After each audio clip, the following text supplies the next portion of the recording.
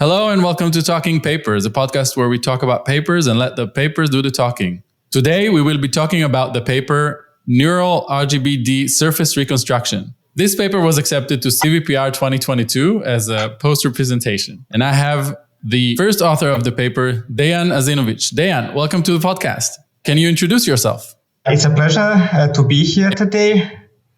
My name is Dejan, and I'm a PhD student at the Technical University of Munich, supervised by Professor Matthias Nießner, and working on visual computing and artificial intelligence. My areas of interest are computer vision, computer graphics, and deep learning, and I work on methods that lie on the intersection of these three fields. Who are the co-authors of the paper? The co-authors of the paper are Justus Thies and Matthias Nießner, Ricardo, Martin-Brualla, and then Goldman. This was a collaboration between the Technical University of Munich, the Max Planck Institute in Tübingen, and Google Research. Okay, so let's start with the TLDR in a 2-3 sentence. What is this paper about? So the paper is about combining the recent advances in neural rendering with the older classical 3D reconstruction methods. In particular, we want to exploit RGB data during our surface reconstruction. So the classic methods, they work by only looking at the depth, as in Kinect fusion, for example. So whatever was not observed by the depth sensor is not going to be reconstructed. Other methods like bundle fusion do also look at the RGB data, but use it only for tracking and not for the actual reconstruction. In this work, we observed that RGB data, so the color data, actually does have a very high quality information that is not available in the depth frames. So, for example, if you capture reflective surfaces or black surfaces or many other kinds of surfaces, they do not appear in the depth maps, especially thin surfaces like some chair legs. They are not in the depth frames, but they are clearly visible in the color data. So in this work, we want to exploit this information to also get a 3D reconstruction of the surfaces that are not in the depth data, but are still visible in the color data. Mm-hmm. So why is the problem of surface reconstruction important? Surface reconstruction is important for various use cases like content creation. At some point in the future, we want to be able to just take a camera and record a real environment and maybe put it in a video game or use it for AR, VR, or virtual museums, and there are many different applications where we would like to display real content in some virtual environment. So you kind of touched on this, but what are the main challenges? So you said that first thing is that RGBD, there are some places where you don't have depth, so use the RGB. But what other challenges are in this problem? So the main challenge is that the data is not perfect. As I said, the depth might be missing from the depth data, and it's also quite noisy. So that's the main challenge to solve. And the other challenge is even with it's not perfect, but let's call it perfect color data. It's still difficult to develop a method that can infer 3D geometry from the color data alone, since the problem is highly under-constrained, especially in textureless surfaces.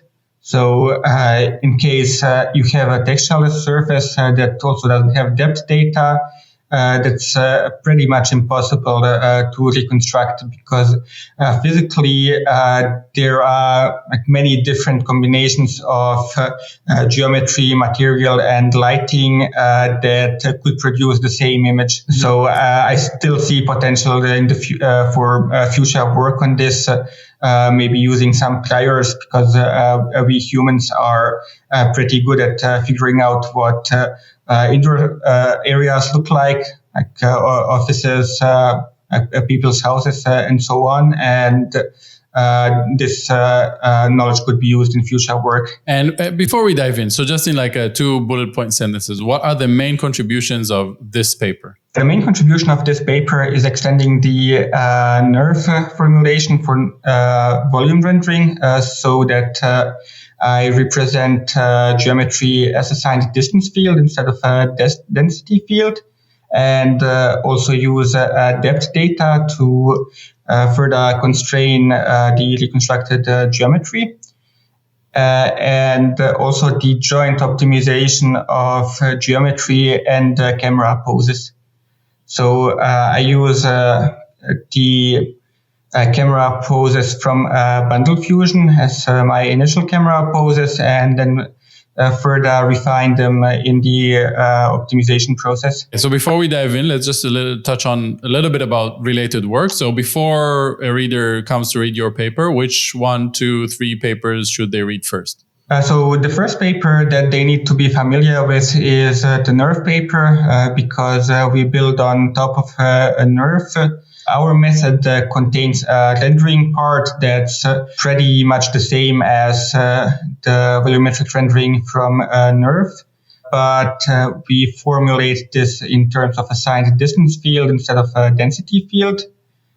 And I think it's important that the reader first knows how the NeRF paper works in order to understand how our paper works. The next paper I would recommend reading is Bundle Fusion, because for the most part we compare our results to those of Bundle Fusion, and Bundle Fusion is also needed to initialize our camera poses. Okay, so now let's dive in. What is the key idea and how do you do it? Okay, the key idea is we take the NeRF framework, but instead of learning or optimizing for a density field, we optimize for a signed distance field. Using a signed distance field allows us to reconstruct better geometry, because in terms of geometry, the density field that is optimized by NeRF is too noisy. So it produces amazing novel view synthesis results, but the underlying geometry is pretty noisy. So we take in terms of 3D geometry, a more classical approach with the signed distance field. And the problem that we need to solve is how to combine the signed distance field with the volume rendering. So NeRF renders images by accumulating density over a ray, and then turning this density into some alpha values, which give the percentage of light that is reflected from some point in space towards the camera, and then further turning these alpha values into weights. Then the final rendered color is just a weighted sum of the color of each sample on the ray. And this weight function is roughly bell-shaped, with the maximum on the actual surface. So what we do is we go directly from the signed distance values to a weight function, and so any kind of weight function should in theory work as long as the maximum is on the zero crossing. So here we decide to go for the derivative of the sigmoid function, which is just the product of two sigmoid functions, like sigmoid of x times sigmoid of minus x. and also scaled by some parameter. I just want to take a little step back, right? So I want to know what's your input and what's your final output. Okay, so your input is obviously an RGB-D sequence, right? And what's your output then? The output is going to be the signed distance value and a color value. So similar to the NERV paper, which has density and RGB, we have SDF and RGB for every sample point in space.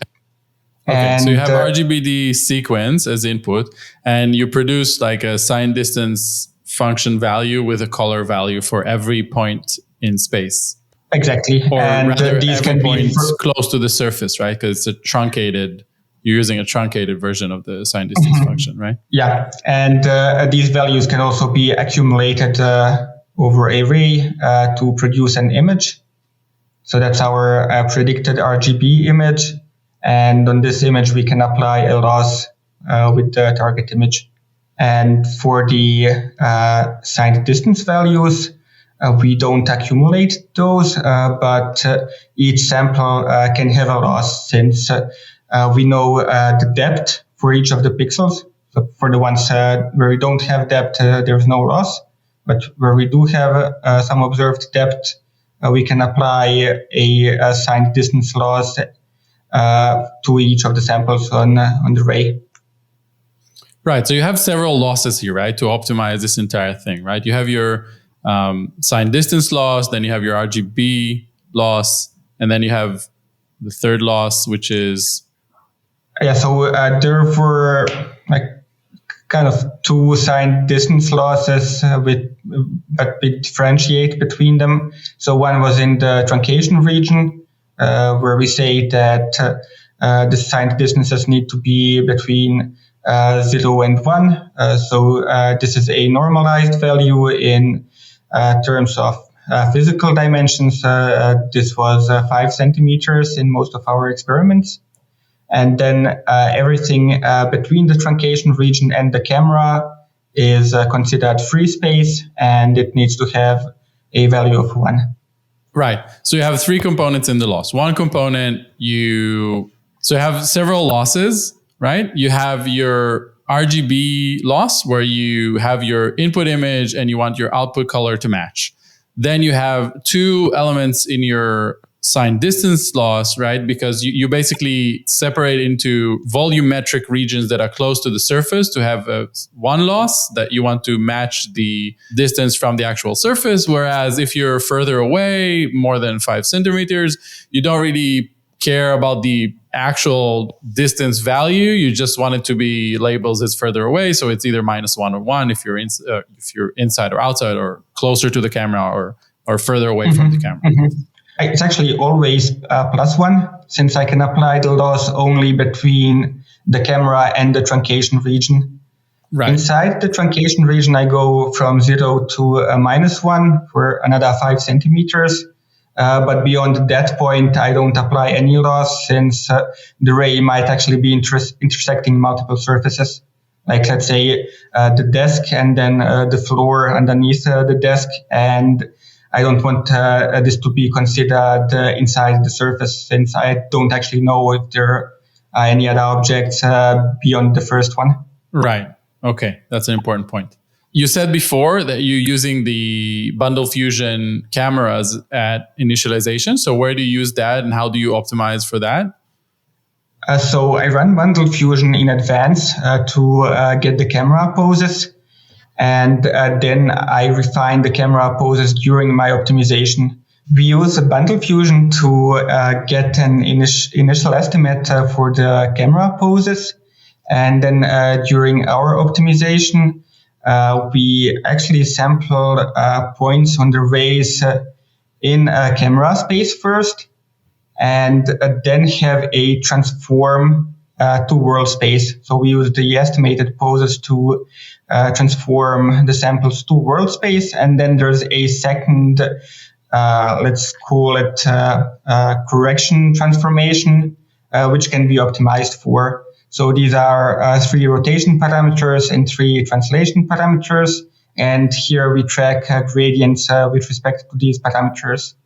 So in the end, after applying the laws, the gradients also get back propagated to these parameters. And by this, we are able to refine the camera poses. So all of the parameters that you use here are basically networks that are implemented as a multi-layer perceptron, right? There's nothing fancier than that. Exactly. So we actually use the NeRF MLP, an exact copy of the NeRF MLP. The only difference is that we lowered the number of frequencies for the SDF network by 2. So instead of 10, we use 8. And that gives us slightly smoother surfaces. And once you get this SDF, you basically reconstruct the surface using what method? I reconstruct the surface using marching cubes. There are minor differences between different implementations of marching cubes. I use the implementation from bundle fusion, which also has some interpolation functions to produce smoother surfaces. And this was actually important to have a fair comparison with bundle fusion itself. There is also we call it deformation field. We don't know if the camera intrinsics that the method was initialized with are correct. So we also optimize for the intrinsics themselves. And this is another smaller MLP that takes as input pixel coordinates and as output produces some offset vectors. So for each pixel in the image, it tells me, okay, a sample maybe the pixel 2 positions to the right and 3 positions up. So it's an offset in image space. And you also had like a correction latent code that you were learning. Exactly. So since the target images don't have constant exposure and constant white balancing, I added a latent code here so that for each frame I can kind of learn these inconsistencies and in the end produce more consistent color images. And this was inspired by the NeRF in the Wild paper. Okay, let's move on to the results. So how do you even evaluate this kind of problem? Yeah, that's a very good question, since evaluation of these methods is not trivial at all. Some common metrics that I used are IOU or normal consistency or chamfer distance. Also a bit newer, the F-score. And each of these methods has its own advantages and drawbacks. And even independent from the metrics, the question is, what exactly do I evaluate on? So when it comes to all the neural methods, the deep learning methods, they will produce some geometry in areas where the networks were not sampled. So let's say I have a room and I have some walls, but I don't know the exact bounding box of this room. So when I sample my volume to get a geometry reconstruction, I will get some geometry behind the wall, maybe under the desk if the space was not sampled, and behind different objects. So the question is, should we take these into account in our evaluation? And we said that it actually doesn't make sense to have these areas contribute to the final error. So what we did was some frustum culling. We go over all of the cameras that were used in the optimization. And we keep only the surfaces that were seen by at least one camera. So everything that is outside of all the frusta and that is covered by other objects is going to be culled away. And then we do the culling for both the ground truth geometry and also for the geometry of our method and all the baseline methods. And then we evaluate on these culled geometries. And the evaluation metrics that we used here were the chamfer L1 distance, then we had the F score, for which we picked a threshold of 5 centimeters, and the normal consistency. So these were evaluated on point clouds that were sampled on the mesh. And we also voxelized the mesh with 5 centimeter large voxels, and then deported the IOU score as well. One of the things I like a lot about this paper is the qualitative results. So this is an audio format, so we can't really show it here, but it's definitely one of the things that are best visualized, one in the paper, but also in the project page as a video where you can like really see it in action. So definitely go and check that out. So were there any interesting fail cases or some surprising results that you had? Okay, for the fail cases, there wasn't any particular fail case that pops right into my mind, but there are examples where the method struggles more. For example, for color reproduction, I get worse results than with NERV or other more recent novel view synthesis approaches. But since our focus was on geometry reconstruction, we were not really bothered by the qualitative results of the synthesized RGB images. It was only important that they are good enough to guide the geometry reconstruction.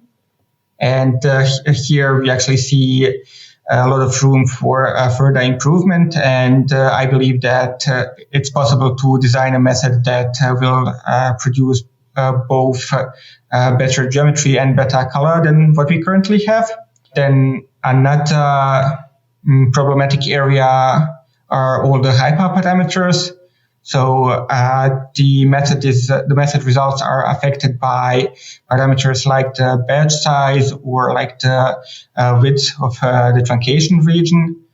And it's a bit difficult to figure out the perfect parameters here. We did do some ablations, and we have some intuition of what works well and what doesn't work well, but these are also a little bit scene specific. So if you have a huge room, you might not have the resources to reconstruct everything at a, let's say, 1 centimeter resolution. But if you are reconstructing a very small object, then you might want to change the parameters that we use, because they may not work for high detail on small objects. Yeah, I think one of the things I like most about this paper is the fact that it's one of those papers that tries to combine two tasks that are usually dealt with separately, right? So usually you either try to just reconstruct the geometry, or you try to get like a good synthesized image. And in this case, you're kind of combining these two problems into a single problem where you do both at the same time. So it makes sense that there is still a way to go here in the sense of getting both of these problems solved correctly. And it seems to be like the right way to go, right? Because this is like what happens in the real world, right? You have the geometry and you have the colors and the way they interact with the light. This is how it affects what we see as humans. I totally agree. Is there any other results that we haven't touched upon? I had some experiments with sparse depth. So, for example, color-only methods like ColMap that can give me sparse depth. Mm-hmm. And there it was very difficult to reconstruct textureless regions. I think this is one of those papers that has a supplementary material almost as long as the paper itself. So it's definitely worth checking out some additional results and things that you provided there. All right, so conclusions and future work. How do you see the impact of the paper going forward, and what interesting projects do you see emanating, or are there any papers that followed it? So the paper was just accepted to CVPR something like a month ago. So there aren't any follow-ups to my paper yet, but there were a couple of other projects that were done in parallel. like the newspaper or a couple more papers that reconstruct geometry only from RGB images and use a method similar to NERF. So it's definitely an interesting field that many people are working on. The follow-up work that I see is work that builds up on this idea of using color images together with depth images during geometry reconstruction. And I believe that that's the way to go, that depth information can be useful for novel view synthesis.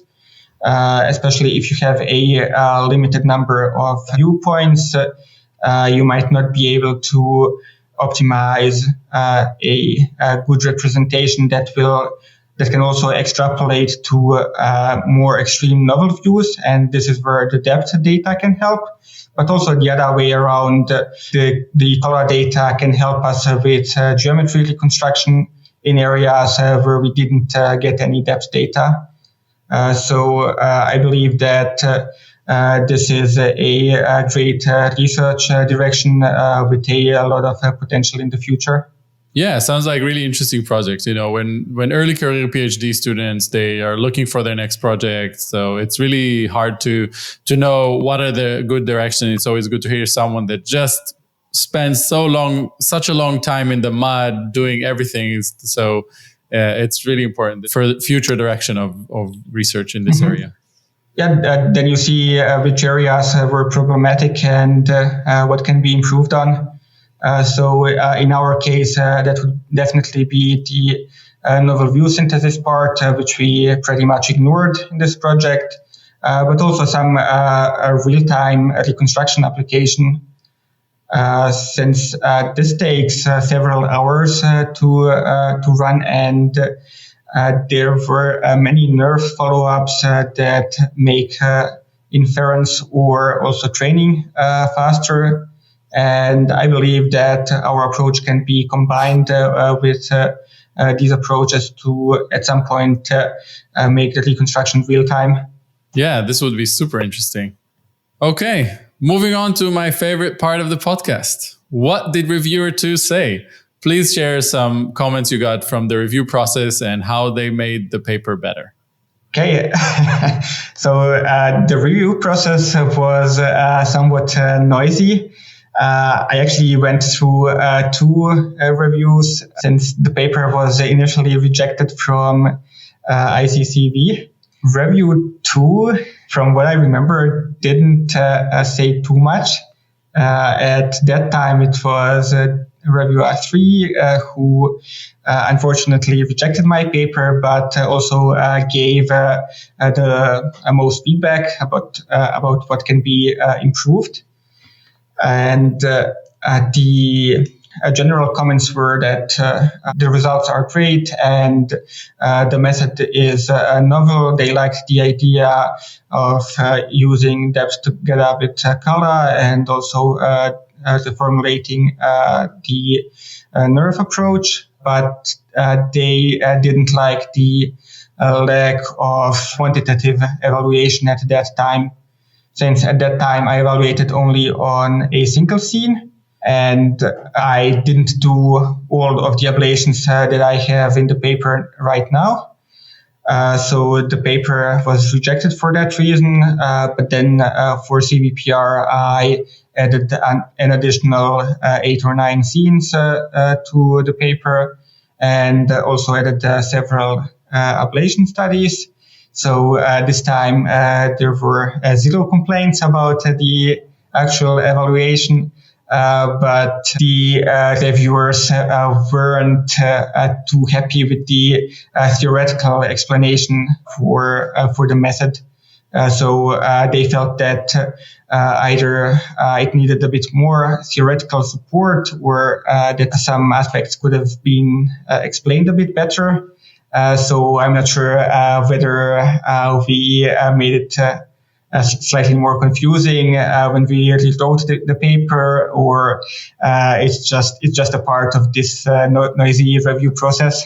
Yeah, I think one of the important things when getting a review that essentially rejects your paper at the end is to write the parts where the author can do better. And it sounds like this is what happened in the first review cycle, right? The reviewer rejected the paper, but they said, well, I think it's a novel idea, so you should keep going.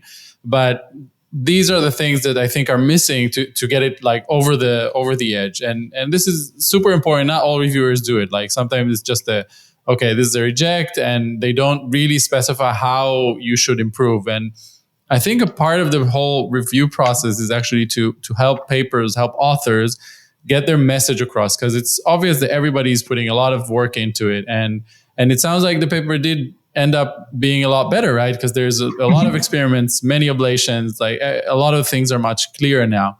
As for the theory, well, we're working in this, very application-oriented field. Everybody wants to have more theory, and it's good that you took that into account, you revised the paper, and it got in. So I guess you managed to answer the requirements at the end, right? Yeah, the reviews definitely made the paper better.